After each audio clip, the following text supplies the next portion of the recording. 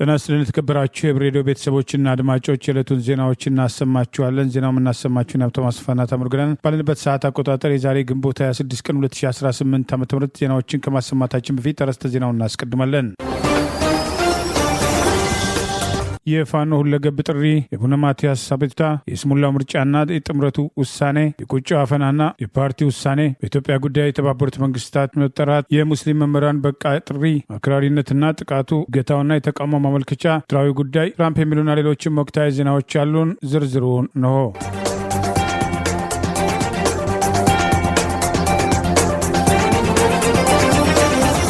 የአማራ ፋኖ ብሔራዊ ንቅናቄ አርሲውን ጭፍጨፋ አስታኮ ድርጊቱን አወገዘ። ብሔርና ሃይማኖት መሰረት ያደረጉ ጥቃቶችን እያቀነባበረ የሚፈጽመው የብልጽግና አገዛዝ በማስወገድ ሀገራችንን ከቀውስና ከሽብር አገዛዝ እንድናላቅቅ በማለት ለመላው ኢትዮጵያን ጥሪ አቀረበ።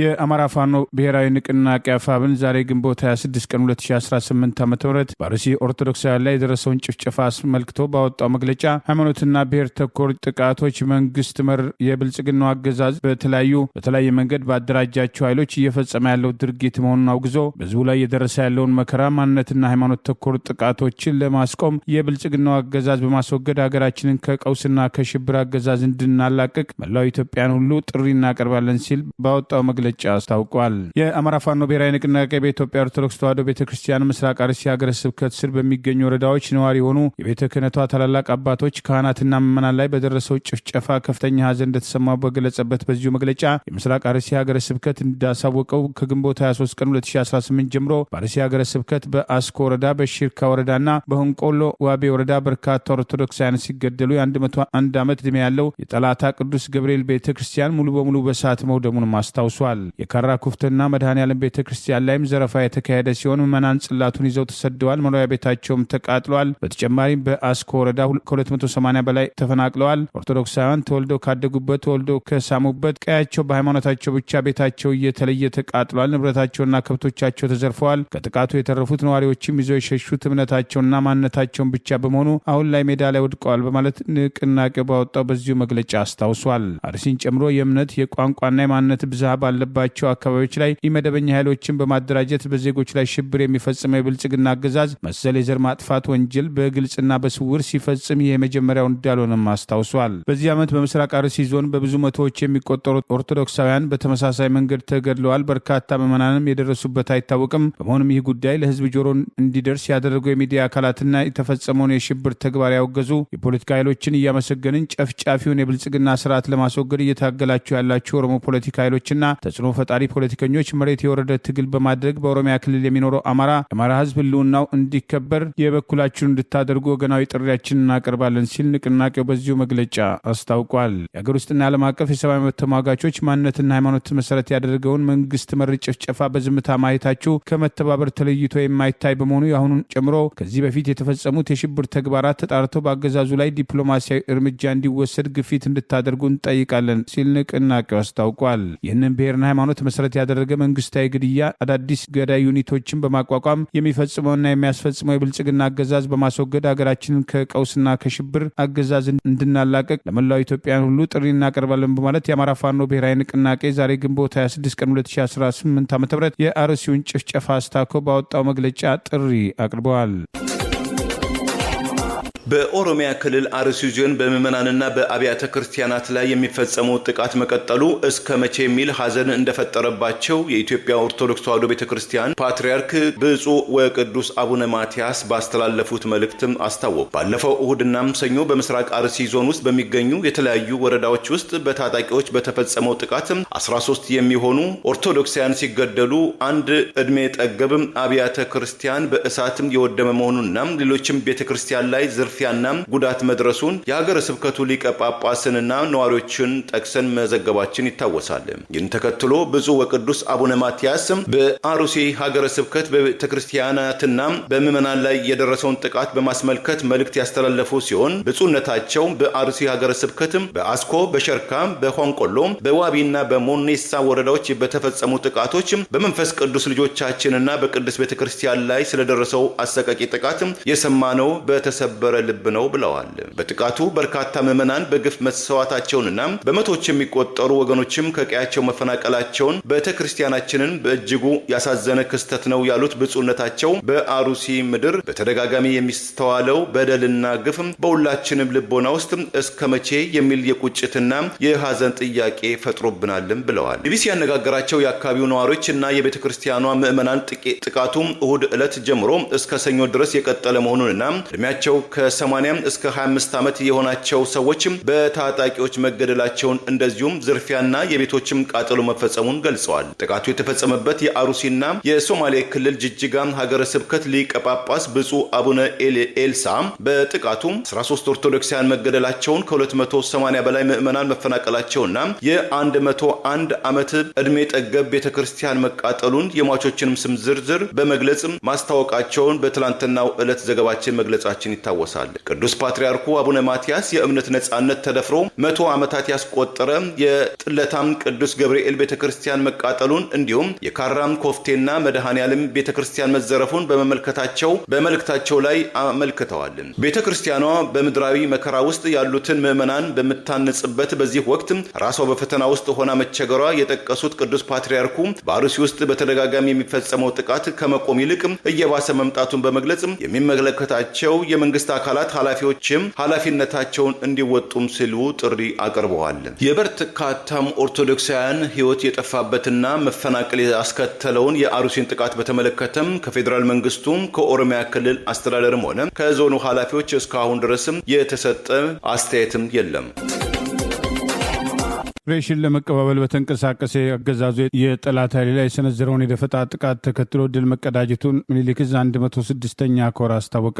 የአማራ ፋኖ ብሔራዊ ንቅናቄ ወሎ ቤት አማራ ምኒልክ ዕዝ 106ኛ ኮር 22ኛ ክፍለ ጦር ክንዱ ባሻ ግሬ ሻለቃ ዛሬ ግንቦት 26 ቀን 2018 ዓ.ም ሬሽን ለመቀባበል መቄት ወረዳ አንቺ ዓለም ኪዳነ ምሕረት ላይ በሰነዘረው ድንገተኛ ጥቃት በጠላት ላይ ድል መቀዳጀቱን አስታውቋል። ከጋሸናና ፍላቂት በዙ 23 ታጅቦ ሬሽን ለመቀባበል በተንቀሳቀሰ የጠላት ሰራዊት ላይ መቄት ወረዳ አንቺ ዓለም ኪዳነ ምሕረት ከተባለ ቦታ ላይ በክንዱ አሻግሬ ሻለቃ በተደረገ የደፈጣ ጥቃት ከ7 በላይ አገዛዙ የጠላት ኃይል ሲደመሰስ በርካቶች ቆስለው ጋሸና ጤና ጣቢያ የገቡ ሲሆን ሬሽን አጅቦ የመጣው ዙ 23 በፋኖች በተተኮሰበት ብሬን ተመቶ ከጥቅም ውጭ ሲደረግ ጠላት ያለ የሌለ ኃይሉን በማሰማራት የተመታውን ዙ 23ና ሙትና አስክሬኑን አንስቶ ወደ ጋሸና ለመፈርጠጥ መገደዱን ጠቅሷል። ሬሽን እቀባበላለሁ በሚል ሞት የጠራው አብይ የአገዛዝ ስልጣን አስጠባቂ ኃይል በመጣበት ቋንቋ ያነጋገሩት ጀግኖች የጠላትን ሰራዊት ቅስም በመስበር የደፈጣ ተልኳቸው ሙሉ ለሙሉ በማሳካት ጠላት ላይ ሰብአዊና ቁሳዊ ኪሳራ ማድረሳቸውን ምኒልክ ዕዝ 106ኛ ኮር ህዝብ ግንኙነት መምሪያ ዛሬ ግንቦት 26 ቀን 2018 ዓ.ም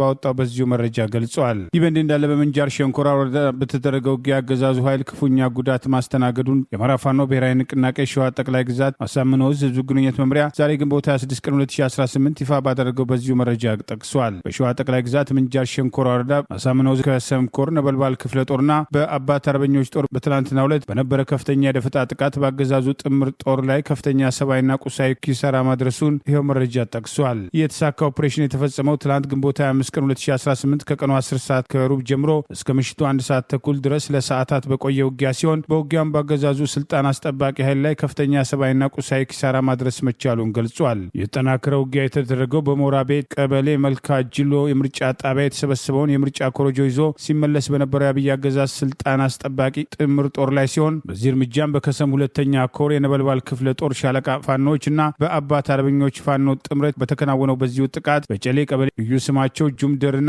አጉጭ በተባሉ አካባቢዎች ላይ በተደረገ የተቀናጀ የደፈጣ ጥቃት ጠላት ያላሰበውን ሰብአዊና ቁሳዊ ኪሳራ ማስተናገዱን ገልጿል። በሰዓታት በቆየው የተኩስ ልውውጥ በአገዛዙ ጥምር ጦር ላይ ከፍተኛ ጉዳት የደረሰ ሲሆን የጠላት ኃይል በውር ድንብር ሽፋን በመሰጣጠት አስክሬኖች ሳይሰበስብ የቀረ ኃይሉ ለመፈርጠጥ መገደዱን በፋኖ ላይ ውጊያውን ተከትሎ የደረሰ ጉዳት አለመኖሩን አሳምነው ዕዝ ከሰምኮር የህዝብ ግንኙነት ክፍል ዛሬ ግንቦት 26 ቀን 2018 ዓ.ም ባወጣው ተጨማሪ መረጃ ገልጿል። በሰባተኛው አገር አቀፍ ብሔራዊ ምርጫ ላይ የተወዳደረው ትብብር ለኢትዮጵያ አንድነት ጥምረት በስሙ የትኛውንም እጩ ምክር ቤትም እንደማይገባ አስታወቀ። 1053 እጩዎችን አቅርቦ የነበረው የአምስት የፖለቲካ ፓርቲዎች ስብስብ የሆነው ትብብር ኢትዮጵያ አንድነት ጥምረት የምርጫ ሂደቱ መሰረታዊ ጉድለቶች የነበሩትና ትርጉም ያለው የህዝብ ተሳትፎ ያልታየበት ነው ሲል ተችቷል። ለህዝብ ተወካዮች ምክር ቤት 226 እንደዚሁም ለክልል ምክር ቤቶች 827 እጩዎችን ያቀረ ያቀረበው ጥምረቱ በርካታ ፈተናዎችም ቅድመ ሁኔታዎችን አለማሟላትና በሂደቱ በርካታ ጉድለቶችም እያሉ ወደ ምርጫ መግባቱን ገልጿል። ጥምረቱም ከምርጫው በኋላ ባወጣው መግለጫ በምርጫው የተሳተፈው በውይይትና በድርድር ላይ የተመሰረተ የፖለቲካ ሐሳቤን ለማሰረጽ በማለም መሆኑን ጠቅሶ መሰረታዊ የሀገር ችግሮች በውይይት በድርድርና በጥልቀት በመወያየት መፈታት አለባቸው የሚል እምነት እንዳለውና የሐሳብ የበላይነትን ለተወሳሰበ ችግሮች መፍትሄ ቁልፍ ነው ብሎ እንደሚያምን አስታውቋል። ጥምረቱ በማከልም በሂደቱ ላይ የነበረውን ተሳትፎ ውስጥ የታዩትን ተጨባጭ ድክመቶችን ለማጋለጥ የታለመ እንደነበረ ገልጾ ተሳትፎውን የተወሰነ አስቻይነት ባላቸው ጥቂት የምርጫ ክልሎች ላይ ብቻ መገደቡን አስታውቋል። ምርጫ ቢካሄድም የምርጫ ሂደቱ ቅድመ ሁኔታዎች አልተሟሉም ሲል የጠቀሰው ጥምረቱ ቁልፍ የሀገር ውሳኔዎች እየተወሰኑ ያሉት የህዝብ እውነተኛ ተሳትፎ በሌለበት ሂደት ነው ብሏል። በተጨማሪም በምርጫው የአስተዳደር ዙሪያ የታዩ የአሰራር ግድፈቶችን በተመለከተ የተደገፉ አቤቱታዎችና ማስረጃዎችን ለኢትዮጵያ ብሔራዊ ምርጫ ቦርድ በተደጋጋሚ ቢያቀርብም የማስተካከያ እርምጃዎች አልተወሰዱም ሲል ቅሬታውን አቅርቧል። ጥምረቱም ከምርጫው በፊት ባለፈው ግንቦት 11 ቀን በነበረው ቅድመት አቋሙ ገዢውን ፓርቲ የኢትዮጵያ ምርጫ ሂደት በስልታዊ መንገድ እያናጋ ነው ሲል የከሰሰ ሲሆን ማስፈራራት፣ የመራጮችን ፍላጎት ማጭበርበርና የተቃዋሚዎችን ተሳትፎ ማደናቀፍም ተፈጽሟል ሲል በመግለጫው መውቀሱም ይታወሳል። ከምርጫ በኋላም ጥምረቱ ሂደቱ አሳሳችም በሆነ የ97 ከመቶ አዋጭነት ሪፖርትና ትንተና እና ኢህአዴግን የጥፋት ውርስ ባህል እጅግ በጣም የበረታም ሁሉንም ጠቅልሎ የማሸነፍ አባዜና ስግብግብነት የታየበት ነው ሲልም ተችቷል። ጥምረቱም የምርጫው ቀን በፊትም በዕለቱናም ከምርጫው በኋላ ባደረገው ግምገማ መሰረት ምርጫ በታሪክ ውስጥ የሚታወቁትን አስመሳይ ምርጫዎች የሚመስል ነው ካለ በኋላ እንዲህ ያሉ አሰራሮች የኢትዮጵያ የፖለቲካ ፈተናዎችን እንደማይፈቱም አስጠንቅቋል። መግለጫው ውጤቱ ምንም ይሁን ምን ማንም እጩ በጥምረቱ ስም ወደ የትኛው ምክር ቤት አይገባም ያለ ሲሆን እንዲህ አይነት ሁኔታዎች ቢከሰቱም እንኳን ፈጽሞ ተቀባይነት የሌላቸው እንደሆነ ሲል አጽንኦትም ሰጥቷል። የአርሲውን ጭፍጨፋ ተከትሎ ቁጣዎች ተጠናክረው ቀጥለዋል። የኢትዮጵያ ኦርቶዶክስ ተዋሕዶ ቤተክርስቲያን አገሪቱ የፈረመችውን ጸረ ጄኖሳይድ ስምምነት መሰረት ማድረግ የተባበሩት መንግስታት ድርጅት በጉዳዩ ላይ ጣልቃ እንዲገባና ስምምነቱ እንዲያስከብር ጥሪ ማቅረብ እንዳለባት ተገለጸ። መንግስት መፍትሄ ሊሰጠን ይገባል፣ ግፍን፣ ጭካኔና ጭፍጨፋን አንልመድ በማለት ዝም ማለት እንደማይገባ ጥሪ ቀርበዋል። ኦርቶዶክሳውያን ወጣቶች ራሳቸውን እስካላደራጁ ድረስ የአርሲው ጭፍጨፋ በሌሎች አካባቢዎች ሊቀጥል እንደሚችል ግልጽ ማሳያ መሆኑም ተገልጿል። ማንነትና ሃይማኖትን ሰበብ አድርጎ ሰዎች መጨፍጨፍ የሚከለክለውን የተባበሩት መንግስታት የጄኖሳይድ ኮንቬንሽን ኢትዮጵያ እንደ አውሮፓውያን አቆጣጠር ጁላይ 11 ቀን 1949 ዓ.ም መፈረም ብቻ ሳይሆን ስምምነቱን ሙሉ ለሙሉ በመቀበል ማንነትና ሃይማኖት ሰበብ ያደረገ ጭፍጨፋ የህግ ተጠያቂነት እንዲያስከትል የተስማማች የመጀመሪያው ሀገር መሆኗን ያስታወሱት የቀድሞ ፖለቲከኛና የኢኮኖሚ ባለሙያ አቶ ሙሼ ሰሙ መንግስት መፍትሄ ሊሰጠን ይገባል፣ ግፍን፣ ጭካኔን፣ ጭፍጨፋን አንልመድ በማለት በአርሲ የተፈጸመውን ማንነትና ሃይማኖት ተኮር ጥቃት አስታከው አስተያየታቸውን ገልጸው የኢትዮጵያ ኦርቶዶክስ ተዋሕዶ ቤተክርስቲያን የተባበሩት መንግስታት ድርጅት በጉዳዩ ላይ ስምምነቱን እንዲያስከብር መጠየቅ እንዳለባት ጠይቀዋል፣ ጥሪ አቅርበዋል። ከ77 ዓመት በፊት በአባቶቻችን በአያቶቻችን ዘመን በተባበሩት መንግስታት ድርጅት ማንነትና ሃይማኖት ሰበብ አድርጎ የሚፈጸመውን ጭፍጨፋ ለመከላከል የወጣውን ህግ ያጸደቀች ሀገር ዛሬ ከ77 ዓመት በኋላ ግን የህጉ ፋይዳ የሰው ልጅ ክቡርነት ውሉ ጠፍቶን ፊት ለፊት አዛኝ መሳይ ቅቤ አንጓች በዝግ በር ጄኖሳይድ የሚያሞግሱና የሚያንቆለጳጵሱ ዜጎች እንዳሸን ያፈራች አሳፋሪና ዘግናኝ ሀገር መገለጫ ሆነናል በማለት በኢትዮጵያ ያለውን ሁኔታ በተመለከተ በማህበራዊ ገጻቸው ባሰፈሩት አስተያየት ገልጸዋል። የአርሲን ጥቃት አስታኮ ባቀረቡት በዚሁ ጽሁፍ የጸጥታ ተቋማት ዜጎች ከጄኖሳይድ ዜጎችን ከዘር ጭፍጨፋ መከላከል፣ ህግ ማስከበር፣ ማክበርና ሰላምን ማረጋገጥ የተሳናቸው መሆኑ ሳያንስ የመንግስት ሚዲያዎች የሚመለከታቸው የሰብአዊ መብት ተቋማት የተጨፈጨፉ ንጹሐን ዜጎችን ሞት ለመዘከርና ለመዘገብ የሚጸየፉና የሚተናነቃቸው ሆነዋል ሲሉ ድርጊቱን ኮንነዋል። ቀድሞ ፖለቲከኛና የኢኮኖሚ ባለሙያ አቶ ሙሼ ሰሙ ኢትዮጵያ ዓለም አቀፍ ስምምነቱ ግዴታ የሚጥልባቸው በተለይ ሃይማኖትና ማንነት መሰረት አድርገው የዘር ጭፍጨፋ ወይም ጄኖሳይድ የሚፈጽሙ ላይ ተጠያቂነት የሚያስከትለውን ስምምነት እንደ አውሮፓ አቆጣጠር በ1949 ተስማምታ ተቀብላ ህጉን ልታስከብር ጥፋተኛ ልትቀጣ መስማማቷን በማስታወስ በ1950ዎቹ ይህንን ስምምነት በቀጥታ ወደ ህጎቿ በማዋሃድ ወንጀሉንና ተጠያቂነቱን በ1957 ዓ.ም በወጣው የወንጀለኛ መቅጫ ህግ ጭምር ማካተቷን አስታውሰዋል። መንግስት መፍትሄ ሊሰጠን ይገባል፣ ግፍን፣ ጭካኔና ጭፍጨፋን አንለምድም፣ ዝም አንልም ማለት አለብን። የኢትዮጵያ ኦርቶዶክስ ተዋሕዶ ቤተክርስቲያን ኢትዮጵያ የፈረመቻቸውና ያጸደቀቻቸውን ስምምነቶች መሰረት በማድረግ የተባበሩት መንግስታት በዓለም አቀፍ ደረጃ ያጸደቀውን የዘር ጭፍጨፋን የመከላከል ስምምነት እንዲያከብር፣ እንዲያስከብርና ህጉን እንዲያስፈጽም ያለማሰለስ አቤት ማለት አለባት። ዓለም ይስማ፣ ዓለም ይፍረድ በማለት እግዚአብሔር ባርሲ ለተጨፈጨፈ ኦርቶዶክሳውያን ጽድቅ፣ ለቤተሰቦቻቸውና ለምዕመናን መጽናናት እንዲሰጥ እመኛለሁ በማለት አስተያየታቸውን አስፍረዋል። ዝምታ ከገዳይ ጎን መተባበር ነው ማለት አርቲስት ሰለሞን ሙሄ በበኩሉ ድርጊቱን አውግዞ ለመፍትሄው አምላክ ፍርድ ይሰጣል በማለት አስተያየቱን በቪዲዮ የገለጸ ሲሆን የተለያዩ ወገኖች ያልተገደልነው አሩሲ ባለመሆናችን ነው በሚል ድርጊቱን በማህበራዊ ሚዲያ እያወገዙ ይገኛል። ቀሲስ ዲበኩሉ በላይ በኢትዮጵያ ኦርቶዶክስ ተዋሕዶ ቤተክርስቲያን የደብረ ሳህል ቅዱስ ሚካኤል ቤተክርስቲያን በኦሬንጅ ካውንቲ አስተዳዳሪ በማህበራዊ ገጻቸው ኦርቶዶክሳውያን አምረዋለን፣ እንደራጅ፣ እጅና እግር አለን፣ ራሳችን እንከላከል፣ ከገዳይና አስገዳይ ፍትህን አንፈልግ፣ ከምንደኛ ቅጥረኛ እረኞች እንሽሽ፣ ነፍሳቸውን ስለኛ የሚሰጡ እረኞችን ድምፅ ለይተን እንወቅ፣ እንከተላቸውም፣ ከዓለም አብያተ ክርስቲያናት ጋር እንነጋገር፣ ዝም ብለን በጩኸት ብቻ ለውጥ አናመጣም፣ እግዚአብሔር እንኳን የሚረዳን የሰጠንን ራሳችንን የመከላከልና ሌላውን የመጠበቅ ኃላፊነታችንን ስንወጣ ብቻ ነው። ይህ ካልሆነ ግን ልቅሷችንም ሞታችንም ይቀጥላል። እንንቃ፣ እንነሳ፣ እንደራጅ በማለት በአሩሲ የተፈጸመውን ጭፍጨፋ መሰረት አድርገው በህይወት ያለነው በአርሲ ስላልኖር ነው በማለት በማህበራዊ ሚዲያ የተሰጡ አስተያየቶችን ጭምር ዋቢ አድርገው ጥሪ አቅርበዋል። እውነት ነው፣ እኔም ውጭ ሀገር የምኖረው ቄስ ዛሬ በህይወት ያለሁት አሩሲ ስላልተገኘው ብቻ ነው። በምስራቅ ምዕራብ፣ በሰሜን፣ በደቡብ የምትገኙ ኦርቶዶክሳውያን እናንተም ባላችሁበት በህይወት ያላችሁት አሩሲ ስላልኖራችሁ ነውና ሞት በቃን ብላችሁ በአንድነት ተነሱ፣ የንጹሐን ደም ይከሰናልና ድምጻችን እናሰማ በማለት ቀሲስ ዲበኩሉ በላይ ጠንከር ያለ ጥሪ አቅርበዋል። የቁጫ ህዝብ ዲሞክራሲያዊ ፓርቲ የምርጫው ውጤት ሙሉ ለሙሉ ውድቅ ማድረጉና የቁጫ ህዝብ የመምረጥ ህገ መንግስታዊ መብቱ በኃይል መነፈጉን አስታወቀ።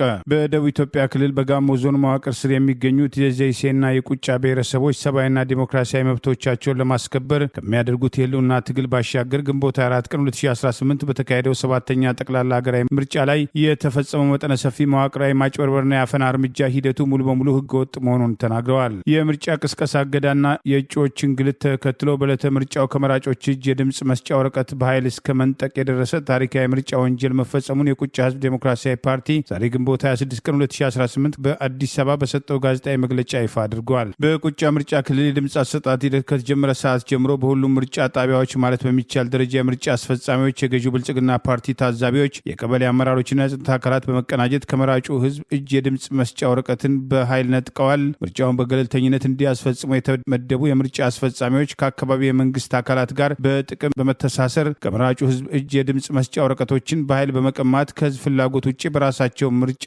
ለገዢው ብልጽግና ፓርቲ ድምፅ ሰጥተዋል። መራጮች የሰጡትን የድምፅ መስጫ ወረቀት ገልጠው በማየት የቁጫ ህዝብ ዴሞክራሲያዊ ፓርቲን የመረጡ ዜጎች ስም ዝርዝር በመመዝገብ ለጸጥታ አካላት አሳልፈው ሰጥተዋል። በምርጫ ጣቢያዎች አጠገብ ቆመው ለቁጫ ህዝብ ዴሞክራሲያዊ ፓርቲ ወይም ከኦህዴፓና ለእጩዎቹ ድምፅ የሚሰጡ መራጮችን የመስደብ የማንጓጠጥና የድምፅ መስጫ ወረቀቱን በመንጠቅ በኮሮጆ ውስጥ እንዳይከቱ የማደናቀፍ ድርጊት ተፈጽሟል ሲል አጋልጠዋል። በዚህ ሳቢያ ምርጫ አለ ብለው ለቁጫ ህዝብ ዴሞክራሲያዊ ፓርቲ ድምፅ በሰጡ መራጮች ላይ አካላዊ ጥቃት የተሰነዘረ ሲሆን በቀሪዎቹ ላይ ደግሞ ከፍተኛ ዛቻና ማስፈራሪያ የተፈጸመ ይገኛል በማለት ፓርቲው በዚሁ መግለጫ ጠቅሷል። በሀገራችን እስካሁን በተደረጉ ምርጫዎች የድምፅ ኮሮጆ መገልበጥ እንደሚስተዋል የሚታወቅ ቢሆንም በቁጫ ምርጫ ክልል እንደ 7ኛው ሀገራዊ ምርጫ አይነት ከመራጭ እጅ በኃይል የምርጫ ካርድና የድምፅ መስጫ ወረቀት እየተነጠቀ በመንግስት አካላትና በአስፈጻሚዎች በመራጩ ህዝብ ፊት ሲሰጥ በታሪክ አይታወቅም በማለት የአገዛዙን ህገወጥ ምርጫ አጋልጧል። የተፈጸሙት የምርጫ ስነ ምግባር አዋጅ ጥሰቶች እጅግ ረቂቅነት ያላቸውና በጣት አሻራ በፎረንሲክ ምርመራ የሚረጋገጡ በመሆናቸው ቁጫ ህዝብ ዴሞክራሲያዊ ፓርቲ ግንቦት 25 ቀን 2018 የተፈጸመውን ጥሰቶች በዝርዝር በመጥቀስ ለኢትዮጵያ ብሔራዊ ምርጫ ቦርድ በጽሁፍ ማመልከቻ ማስገባቱንም አስታውቋል። የቁጫ ህዝብ ዴሞክራሲያዊ ፓርቲ ቁዴፓ የጽህፈት ቤት ኃላፊ አቶ ባንዲራ በላቸው ፓርቲው የምርጫ ቅስቀሳ እገዳን፣ የፖሊስ ድብደባዎችና የቪዲዮ ማስረጃዎችን ለምርጫ ቦርድ በተደጋጋሚ ቢያቀርብም ቦርዱ ጥፋት የፈጸመውን አካል ከመቅጣት ይልቅ የመንደር ሽማግሌ የማሸማገል አይነት ደካማ አካሄድ ሲከተል ቆይቷል በማለት ምርጫ ቦርድ የተባለው የአገዛዙ ጉዳይ አስፈጻሚ ተቋም በተመለከተም ሁኔታውን ገልጸዋል። አሁን ላይ ከመራጩ ህዝብ ፍላጎትና ይሁንታ ውጭ በህገ ወጥ መንገድ የተሰጠው ድምፅ የቁጫ ምርጫ ክልል ህዝብ የምርጫ ድምፅ ተብሎ እንዳይቆጠርና ውጤቱ ሙሉ በሙሉ ውድቅ እንዲሆን ፓርቲው ህጋዊ አቤቱታውን ለሚመለከተው አካላት አቅርቧል ያለ ሲሆን የቁጫ ምርጫ ክልል በዚህ አይነት ከፍተኛ የማጭበርበር ቀውስ ውስጥ በወደቀበት ማግስት በጋሞ በዞኑ መዋቅር ስር የሚገኘው የዘይሴ ብሔረሰብን በተመሳሳይ ሁኔታ ወታደራዊ ከበባና የዘር ማጽዳት ዘመቻ እየተካሄደበት መሆኑን ተወካዩ ገልጸዋል። አገዛዙ በበርካታ ቦታዎች ላይ ምርጫ ድራማውን ተከትሎ የፈጸማቸው ህገወጥ ድርጊቶች በማህበራዊ ሚዲያ በቪዲዮ ጭምር እየተገለጹ ቢሆንም የአገዛዙን ምርጫ ህጋዊ ለማስመሰል የመጣውና በቀድሞ ፌዴራል ፖሊስ ኮሚሽን ኮሚሽነር የኦሮሞ ብልጽግና ፓርቲ ከፍተኛ አመራርና የውጭ ጉዳይ ሚኒስትር በነበረው ዶክተር ወርቅነህ ገበየ የሚመራው የምስራቅ አፍሪካ ሀገራት ስብስብ የሆነው ኢጋድ የምርጫ ታዛቢዎች ምርጫው ሰላማዊ ነው፣ በርካታ ምርጫ ቦታዎች ላይ ህዝቡ ረጅም ሰልፍ ነበር በሚል የአገዛዙን ምርጫ ህጋዊ ለማስመሰል ከአፍሪካ ህብረት ምርጫ ታዛቢዎች ከተባሉ ጋር ዛሬ በጋራ በየተናጠል የሰጡት መግለጫ በሀገሪቱ ያለውን የምርጫ ድራማ የማያሳይና የአገዛዙን ህገወጥ ተግባር የሚደግፍ በመሆኑ ተቋሞቹ ወቀሳ እየቀረበባቸው ይገኛል። የኢትዮጵያ የሲቪል ማህበራት ድርጅቶች ህብረት ለምርጫ ግንቦት 24 2018 ዓ.ም የተከናወነው ሰባተኛውን ጠቅላላ አገራዊ ምርጫም አስመልክቶም ዛሬ ባወጣው የመጀመሪያም ደረጃ የትዝብት ሪፖርቱ በ130 ምርጫ ጣቢያዎች የመራጮች ምዝገባ ላይ ያልተገኙና ካርድ ያልያዙ በእያንዳንዱ ጣቢያ ከ1 እስከ 10 የሚሆኑ መራጮች እንዲመርጡ መደረጋቸውን ገለጸ። እንዲሁም በ8 የድምፅ መስጫ ጣቢያዎች ከ10 በላይ ሰዎች ስማቸው በመራጮች ምዝገባ ላይ ሳይገኝ የመራጭነት ካርድም ሳይዙ እንዲመርጡ መፈቀዱንም ህብረቱ በምርጫም ትዝብቱ ጊዜያዊ ሪፖርቱ ላይ አስታውቋል። ህብረቱም ከታዘባቸው 2506 የምርጫም ጣቢያዎች መካከል በ2458 ጣቢያዎችም ስማቸው በመራጮች ምዝገባ ላይ ሰፍሮ ድምፅ መሰጠት የተከለከለ ሰው እንዳልነበረ መታዘቡን ጠቅሷል። ይሁንና በ46 የድምፅ መስጫም ጣቢያዎች ከ1 እስከ 10 ግለሰቦች ስማቸው በመራጮች ምዝገባ ላይ ሰፍሮ ድምፅ መስጠት መከልከላቸውንም ታዝበዋል። በሁለት ድምፅ መስጫ ጣቢያዎች ደግሞ ከ10 በላይ ሰዎች ስማቸው በመራጮች ምዝገባ ላይ ሰፍሮ ድምፅ መስጠት መከልከላቸውን የህብረቱ ሰብሳቢ ገልጸዋል። ይህ በዚህ እንዳለ በኢትዮጵያ የአውሮፓ ህብረት ልዑካንና በአዲስ አበባ የሚገኘው የህብረቱ አባል አገራት ምርጫውን በታዛቢነት ባይሳተፉበትም ኤምባሲዎቹ ስለ ሰባተኛው የኢትዮጵያ ጠቅላላ ምርጫ መግለጫም አውጥተዋል። በኢትዮጵያ የአውሮፓ ህብረት ልዑክና በአዲስ አበባ የሚገኘው የህብረቱ አባል አገራት ኤምባሲዎች ባለፈው ግንቦት 24 2018 ዓ.ም የተካሄደውን ምርጫ በተመለከተ ምርጫ ያልተካሄደባቸው የምርጫ ክልሎች ድምጽ የመስጠት እድል ይሰጣቸዋል የሚል ተስፋ እንዳላቸው ገልጸዋል። በኢትዮጵያ ባለፈው ሰኞ የተካሄደውን ምርጫን በበጎ ጎኑ እንደሚቀበሉ የህብረቱ ተልዕኮ መቀመጫቸውን በአዲስ አበባ ካደረጉ 25 ኤምባሲዎች ጋር በጋራ ባወጡት መግለጫም አስታውቀዋል። ምርጫው በተካሄደ በሁለተኛው ቀን ዛሬ ረቡዕ መግለጫውን ከህብረቱ ጋር ካወጣው የአውሮፓ ህብረት አባል ሀገራት ኤምባሲዎች መካከል የጀርመንና የፈረንሳይ የዲፕሎማሲ ተልዕኮች የሚገኙበት ሲሆን የአውሮፓ ህብረት አባል አገር ያልሆኑት ካናዳ፣ ኖርዌይ እና ስዊዘርላንድም ምርጫውን በተመለከተ በመግለጫቸው አቋማቸውን ካንጸባረቁ መካከልም ይገኛሉ። በመግለጫው የብሔራዊ ምርጫ ቦርድ የምርጫ ሰራተኞች፣ የፖለቲካ ፓርቲዎች፣ እጩዎችና የሲቪል ማህበራት ተዋንያኖች ያበረከቱትን አስተዋጽኦ እናደንቃለን ብለዋል። የአፍሪካ ህብረት እና የምስራቅ አፍሪካ የልማት በይነ መንግስት ባለስልጣን ኢጋድ እንደ ዓለም አቀፍም ታዛቢዎች ያላቸውን ጠቃሚ ሚና እንገነዘባለን ያለው የጋራ መግለጫው ዘገባዎቹን በጉጉትም እንደሚጠብቅም አስታውቋል። ባለፈው ግንቦት 24 2018 ዓ.ም ምርጫ ማካሄድ ያልቻሉ የምርጫ ክልሎች በሙሉ ይህንን ለማድረግ እድል እንደሚሰጣቸው ተስፋ እናደርጋለን ሲል በኢትዮጵያ የህብረቱ ልዑካን የህብረቱ አባል ሀገራት ዲፕሎማሲያዊ ተልዕኳቸውን የጋራ መግለጫቸውን አስታውቀዋል።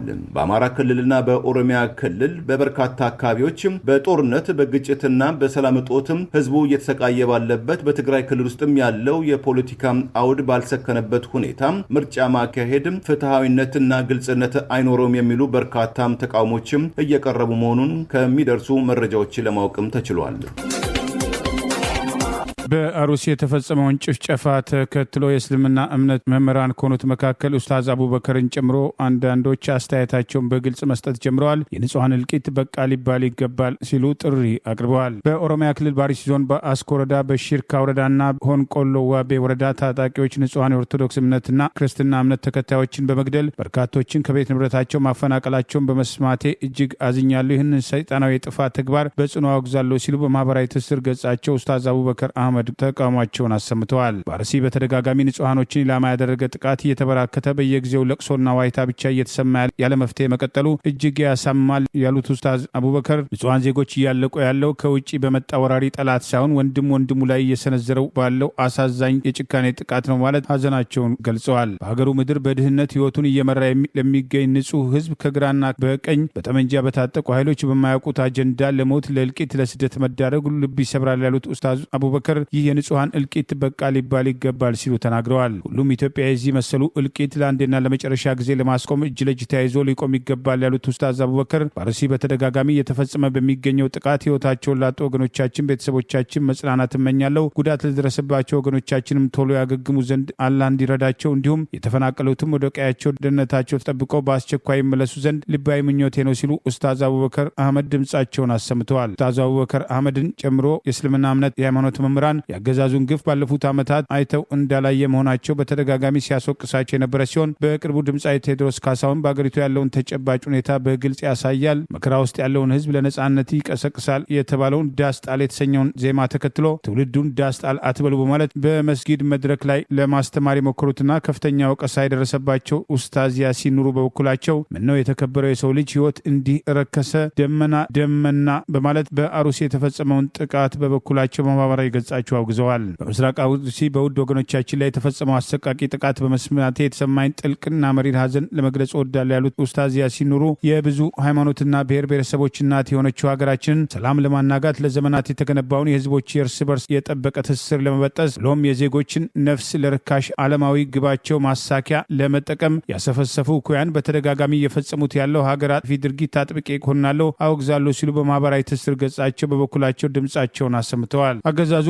በጉልበት የተቆጣጠራቸውና በህዝብ ሀብት የሚተዳደሩ መገናኛ ብዙሃን የኢትዮጵያ ቴሌቪዥን ይባል የነበረውን ኢቢሲን ጨምሮ ለጉዳዩ ዝምታ መምረጣቸው ቦይኮት የአምባገነኖች ልሳኔ የሚል የማህበራዊ ሚዲያ ጥሪ ተከትሎ ቀርበዋል። ይህ በእንዲህ እንዳለ ዲሽታ ጊና ወይም ታሪኩ ጋንጋሲ የተሰኘው አርቲስት በበኩሉ ደፍረን እናውራ ይበቃልን በል ሞት እምቢ በማለት በማህበራዊ ገጹ አጠር ያለ አስተያየት ያሰፈረ ሲሆን ለምርጫው ተሰብስበን እንጸልይ ሲሉ የነበረው የሃይማኖት አባቶች በአርሲ ለሚሞተው ኦርቶዶክስ ወገናችን ግን ያሉት ነገር የለም። በግፍ ለተገደላችሁ ወገኖቻችን ፈጣሪ ነፍሳችሁን ይማረው፣ ይሄ ህዝብ ግን ራሱ ላይ በ10 ጣቱ ፈርሟል በማለት በጥያቄ ያነሳ ሲሆን ደፍረን እናውራ ይበቃልን በል ሞት እምቢ በማለት የበኩሉን ጥሪ አቅርበዋል። የቀድሞ የአዲስ አበባ አስተዳደር የህዝብ ግንኙነት ኃላፊ የነበረውና በፈቃዱ ከብልጽግና ፓርቲ ስልጣን የለቀቀው ዶክተር ዮናስ ዘውዴ በበኩሉ ስልጣን አቧራ ነው ቶሎ ይበናል በማለት የኦርቶዶክስ ኢትዮጵያን ሞት መቼ ነው የሚያበቃው? የሰው ልጅ ሞት መቼ ነው ቁጥር ከመሆን የሚዘለው? መቼ ነው በቃ ትግደሉን የሚባለው? የቱ ጋር ነው ጥጉ? ኦርቶዶክሳውያን መቼ ነው በአንድ ላይ መገደል ይበቃናል የምትሉት? በተናጠል የሚያለቅስ ህዝብ አይሻገርም በማለት አስተያየቱን ሰጥቷል። እንደ ቅዱስ ዮሐንስ አፈወርቅ አነጋገር እያንዳንዱ ሰው የእግዚአብሔር ምሳሌ በመሆኑ የማይጠፋ ክብር አለው። ይህ ክብር ከማንኛውም የፖለቲካ ስልጣን ወይም ማዕረግ በላይ ነው። ስልጣንም እንደ ጨረቃ ማታ ትወጣለች ወዲያውም ትጠልቃለች። ስልጣን በውሃ ላይ እንደምትንጸባረቅ ብርሃን ናት። በእጅ ልትይዛት ስትል በጣቶች መካከል ትፈሳለች። አበቃ። ሰው ግን የእግዚአብሔር ፊርማ ነው። ሰው የእግዚአብሔር መልክ ነው። ሰው ዘላለማዊ ነው። ሰው ክቡር ነው። ዞሮ ወደ ሞት ሲቀርብ እንዳለው የሰው ልጅ ክብር ከማንኛውም የዚህ ዓለም ስልጣን እንደሚበልጥ ማወቅ አለብን። ሰውነት ማክበር ማለት በውስጡ ያለውን ህይወት የማሰብ ችሎታና ነጻነቱን ከማንኛውም ስልጣን በላይ ማድረግ ነው በማለት የሰው ልጅ ሞት በቃን በል፣ ኦርቶዶክሳውያን ሞት ግድያ ይብቃን በል፣ የሚፈሰውን ባይ ገደብን በል፣ በበረሃ የሚሄድ ሰው ውሃ እንደሚጠማው ፍትህ ተጠምተናል እንበል፣ እውነቱን እናገር፣ በተናጠል የሚያለቅስ ህዝብ አይሻገርም በማለት ተባብሮ ለመብት መቆም እንደሚገባ ወጣቱ የፍልስፍና ምሁር ዶክተር ዮናስ ዘውዴ በማህበራዊ ገጹ ጥሪ አቅርበዋል።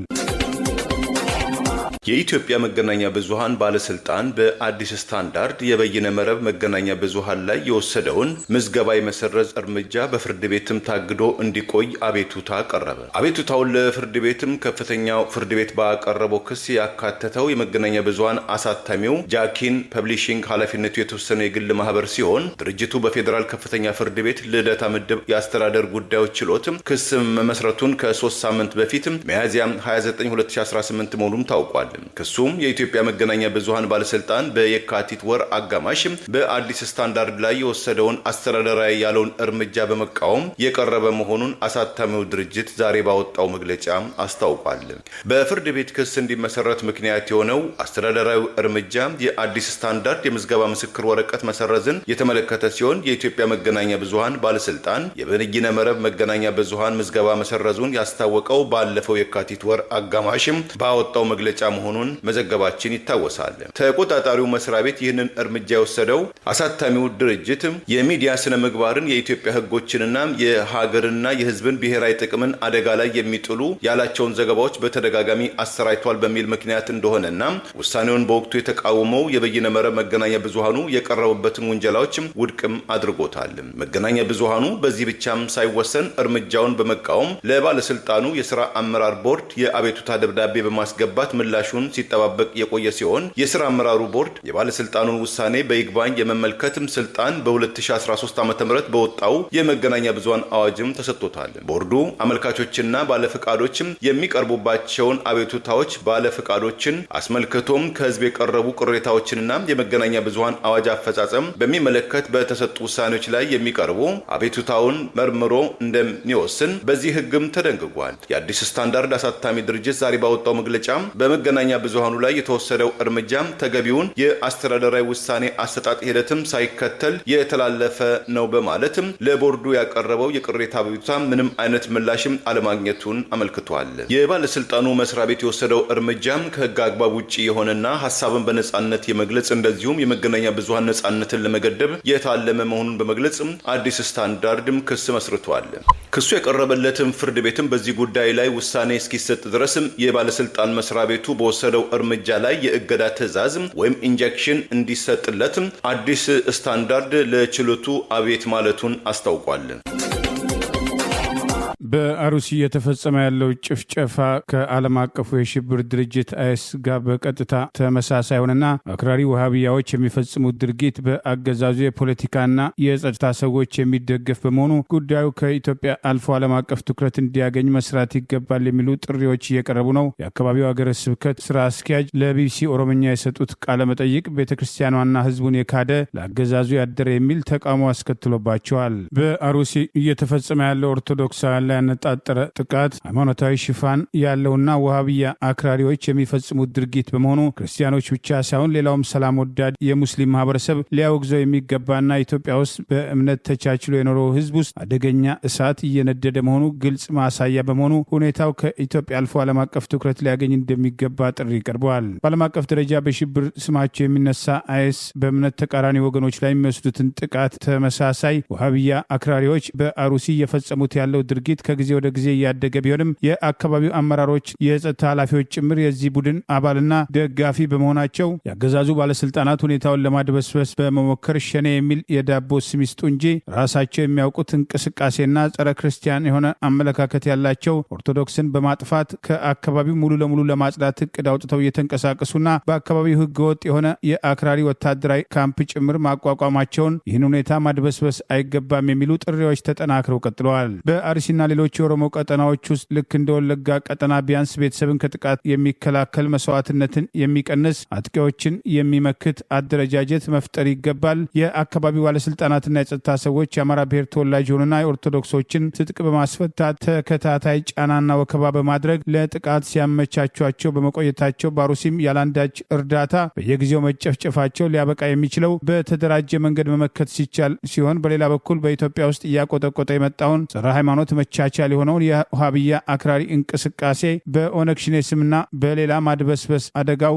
የከፋ ነው የሚሆነው። ነገ ከአሩሲ አልፎ በሌሎችም የኦሮሚያ አካባቢዎች ተመሳሳይ ጥቃቶች ተጠናክረው ሊቀጥሉ የሚችሉበትና አድማሱን ሊያሰፋ የሚችልበት ሂደት እንዳለ በግልጽ መረዳት ይገባል የሚሉ ጥሪዎች ተጠናክረው ቀጥለዋል። ይህ በእንዲህ እንዳለ በአሩሲ የደረሰውን ጥቃት በተመለከተ የሀገረ ስብከቱ ስራ አስኪያጅ ቀሲስ ከፍያለው ሽጉጤል ከቢቢሲ ኦሮምኛ ጋር ባደረጉት ቃለ ምልልስ በኦርቶዶክሳውያን ላይ የተፈጸመውን ፍጅት ለማድበስበስና ግጭት አስመስለው ለማቅረብ መሞከራቸው በቤተ ክርስቲያኗ ስልጣን ላይ ተቀምጠው የገዳዮችን ወንጀል ለመደባበስና የምዕመናኑን መስዋዕትነት ለማራከስ ሞክረዋል የሚል ወቀሳ ተከትሎባቸዋል። በኦሮምኛ ቋንቋ የሰጡት ቃለ መጠይቅ ተተርጉሞ እየተሰራጨ እንዳለው የእርስ በርስ ግጭት አድርገው ያቀረቡት የሀገረ ስብከቱ ስራ አስኪያጅ ጥቃቱ የተፈጸመው በምን ምክንያትና በማን እንደሆነ ሳይጠቅሱ ለማድበስበስ መሞከራቸው የጸጥታ አካላትና የሚያጣራ ቡድን ወደ ቦታው ተልኳል የሚል ሐሰት መናገራቸው የጸጥታ አካላቱ ወደ ወረዳው ቢገቡም በካቢኔዎች ስደተኞች ግብዣ ተደርጎላቸው ግጭት ወዳለበት ቦታ እንዳልሄዱና ሁኔታውን ለማድበስበስ መሞከራቸው ቤተክርስቲያኗ ውስጥ ያሉ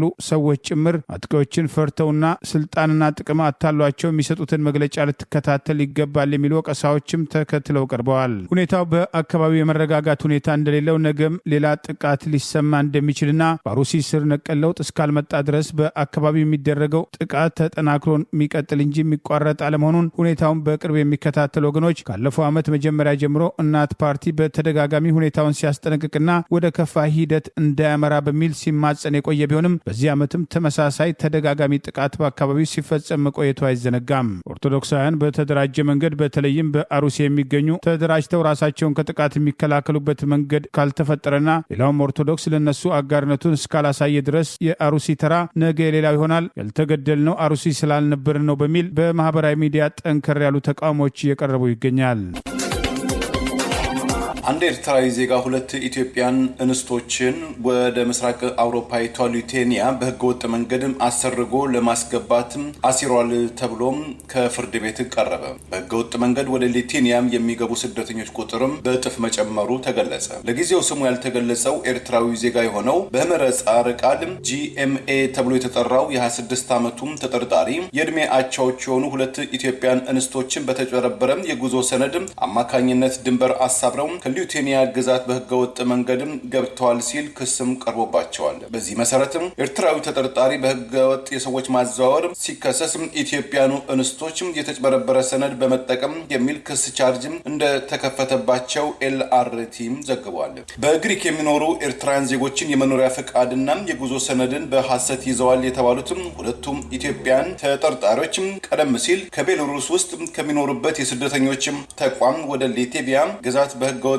መንገድ መግባታቸው የተገለጸ ሲሆን ሁለቱ ኢትዮጵያን ተጠርጣሪዎች ባለፈው ጥር በአውቶቡስ ሲጓዙ ቢያዙም ከኤርትራዊ የህገወጥ ሰዎች አሸጋጋሪ ተጠርጣሪ ጋር እንደማይታወቁ ቢገልጹም የእንግሊዝ የመኖሪያ ፈቃድ ያለው ተጠርጣሪው ግለሰብ ድንበር እንዲያሻግራቸው 550 የእንግሊዝ ፓውንድ የከፈሉበት የባንክ ስርጭት ወይም ትራንስፈር በመረጃነትም ቀርቧል። ቀድመ ምርመራ ውጤቱ እንደገለጸው ተጠርጣሪው ግለሰብ ከአንዷ ተጠርጣሪት ጋር ቀደም ሲል በማህበራዊ ትስስር ገጽ አማካኝነት ለረጅም ጊዜ የቆየ ግንኙነት እንዳላቸው በዚህ መሰረት ግለሰቡ ከቤላሩስ በላቲቪያ በኩል ወደ ምዕራብ አውሮፓም ሊያሸጋግራቸው መተባበሩም ተጠቅሷል። ከቤላሩስ በላቲቪያ በኩል ወደ ምዕራብ አውሮፓ አገሮች በተለይ ጀርመን ለማሸጋገር የሚጥሩ ህገወጥ ስደተኞች ቁጥር ካለፈው ዓመት በእጥፍ መጨመሩን የገለጸው የላቲኒያ የድንበር መቆጣጠሪያ ኮሚሽን ከዛሬ 2 ዓመት በፊት 540 ህገወጥ ስደተኞች በጸጥታ ኃይሎች በቁጥጥር ስር መዋላቸውን ባለፈው ዓመት ይህ ቁጥር ወደ 1288 ከፍ ማለቱን አነጻጽሯል። እነዚህ ህገወጥ ስደተኞች መካከል የጎረቤት ሶማሊያ ስደተኞች 459 ሲሆን አፍጋኒስታውያን 162 እንደሆነ ኮሚሽኑ ገልጿል። የአውሮፓ ህብረት በርካታ ኢትዮጵያንን ጨምሮ በአህጉር ውስጥ የሚገኙ ሰነድ አልባ ስደተኞችን ከፕሬዚዳንት ትራምፕ አስተዳደር የተቀዳ የተባለም ታክቲክን ተግባራዊ ሊያደርግባቸው መሆኑ ሰማ። እርምጃውም ተቃውሞ አስነሳ።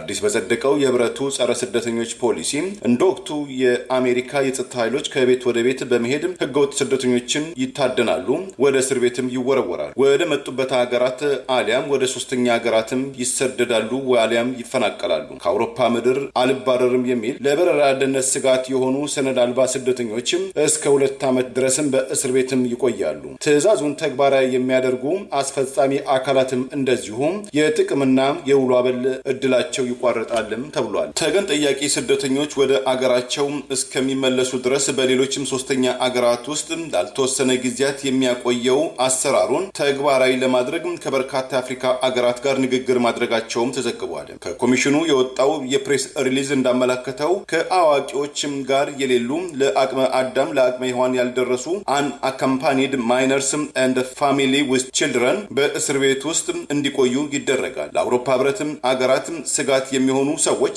ለ10 ዓመታት ወደ ህብረቱ ግዛት መግባት የሌለባቸውም የሚለው ወቅታዊ ህግ እስከ እድሜ ልክ እንደሚራዘምም ተገልጿል። አዲሱን ጸረ ስደተኞች ህግን ያረቀቁት በኮሚሽኑ የስደተኞች ኮሚሽነር ማግኔስ በርነር በአዲሱ ህግ መሰረት ወደ አውሮፓ አውሮፓ ምድር በይበልጥም ስደተኞች እንዳይገቡ እንቆጣጠራለን። ማን መግባት እንዳለበት፣ ማን መቆየትም፣ ማን መባረር እንደሚገባው እንወስናለን በማለትም ድጋፋቸውን ሰጥተዋል። አዲሱ የጸረ ስደተኞች ፖሊሲ የአሜሪካው ፕሬዝዳንት ዶናልድ ትራምፕ ለሁለተኛ ጊዜ ወደ ነጩ ቤተ መንግስት በገቡ ማግስት ጀምሮ እየተገበሩት ያለው ስደተኞችን ከቤት ለቤት እያደኑ የማደን አወዛጋቢ ህግም ቅጂ ነው ያሉትም በህብረቱ የአረንጓዴ ፓርቲ አባሏ ፈረንሳይቷ ፖለቲከኛ ሜሊሳ ካማራ የሰብአዊ መብትም አያያዝን የሚያዳክም ሰዎችን በህገወጥ ስደተኞችም ሽፋን ለረጅም ጊዜያት በማቆያ ቤት ውስጥ የሚወረውር ለጸጥታ ኃይሎች ፍጹም ስልጣን የሚሰጥ ኢፍትሃዊና ህገ መንግስታዊ ነው በማለትም ተችተውታል። መቀመጫውን በቤልጅየም ብራሰልስ ከተማ ያደረገው የሰብአዊ መብት ተሟጋች ድርጅት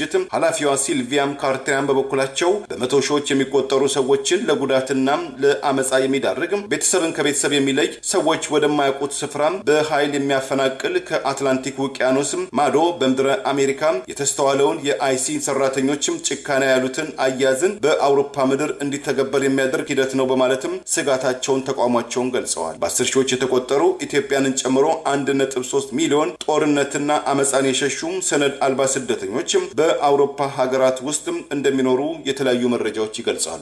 ዛሬ ያሉን ዜናዎች እነዚህ ናቸው። ዜና ውስጥ አድምጦ ለቆያችሁ የህብር ሬዲዮ ቤተሰቦችና አድማጮች ምስጋናችን ድረሳችሁ። የህብር ሬዲዮ ኦፊሻል ዩቲዩብ ቻናላችንን ሰብስክራይብ ያላደረጋችሁ ሰብስክራይብ በማድረግ በተጨማሪም የደውል ምልክቱን በመጫን የህብር ሬዲዮ ቤተሰብ እንድትቀላቀሉ በአክብሮት እንጋብዛለን።